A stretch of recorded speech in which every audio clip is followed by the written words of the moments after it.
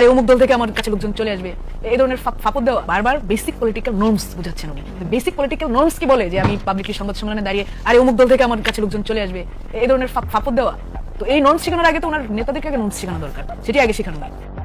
আমাকে প্রশ্ন করছেন যে লাইক এটা কি ফাফা বলি কিনা, বিএনপির বিভিন্ন নেতারা এখানে আসতেছেন, নেতাদের কর্মীরা, নেতাদের ছেলেরা তারা আসতেছেন, এটা কি কোনো ফাফা বলি কিনা। দেখেন আমরা যখন বলছি যে বিএনপির একজন নেতা এখানে আসতেছেন, যোগাযোগ করতেছেন, তখন এরকম অনেকে ভাবছে যে এগুলো হয়তো ফাফা বলি তুলি, এগুলো কিছুই হবে না। পরে ইসাক সরকার যোগ দিল, পরে আমরা আরও ডিসকাশন করলাম, আলাপ আলোচনা করলাম।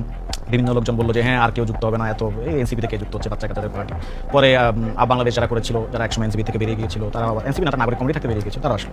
গতকাল দেখলাম যে চট্টগ্রামে একটা 70 বছর বয়সী বৃদ্ধা, তিনি নারী শক্তি প্রোগ্রামে চলে এসেছেন এবং তিনি বলছেন স্পষ্টভাবে, সাধারণত ক্যামেরাম্যানরা তো ক্যামেরা পার্সনরা জার্নালিস্টরা মাইক ধরে রাখে, বুম ধরে রাখে, যাতে একটা বেফাস মন্তব্য করে ফেলে, কিন্তু সেখানে দেখা গেছে 70 বছর বৃদ্ধা তিনি অত্যন্ত স্পষ্টতার সাথে বলছেন যে কেন তিনি এনসিপিতে আসছেন, কেন তিনি নারী শক্তির সাথে যুক্ত হচ্ছেন।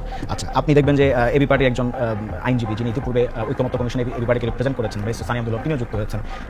কন্টেন্ট ক্রিয়েটরদের কথা আমরা বললাম, শের বাংলায় কি ফজলুল হকের একজন বংশধর, তিনিও যুক্ত হয়েছেন। তো ফলে আসলে কোনটা ফাফা বুলি আর কোনটা বাস্তবতা সত্য, বড় বড় নেতাদের সন্তানরা বিএনপির জায়গা করে নেবে, তো এখনই নিচ্ছে না কেন, সেটা আসলে চলে আসছে পরবর্তীতে। একটা রাজনৈতিক দলে যুক্ত হইতে হলে তো আপনার এখানে অনেকগুলো ডিসকাশন, আলাপ আলোচনা, আইডিওলজিক্যাল আপনার আদান প্রদান, কথাবার্তা বলা, ডায়লগটাকে এগিয়ে নিয়ে যাওয়া, অনেক কিছু প্রয়োজন আছে। তো ফলে এটা সময় লাগতেই পারে। আর খুব স্বাভাবিকভাবে স্থায়ী কমিটির সদস্যদের যারা সন্তানরা আছেন, তারা বাপের দোয়া ক্রিকেট বোর্ডে যাওয়াচ্ছে এনসিপিতে আসা সম্মানজনক এবং মর্যাদাকর, কারণ এখানে সেটা নিজের রাজনীতিটা করতে পারবে। ওই বাপের দোয়া ক্রিকেট বোর্ডে গিয়ে তার রাজনীতি হবে না, বাপের দোয়া ক্রিকেট বোর্ডে গিয়ে বাপের যে নাম, সেই নামে তাদেরকে চলতে হবে।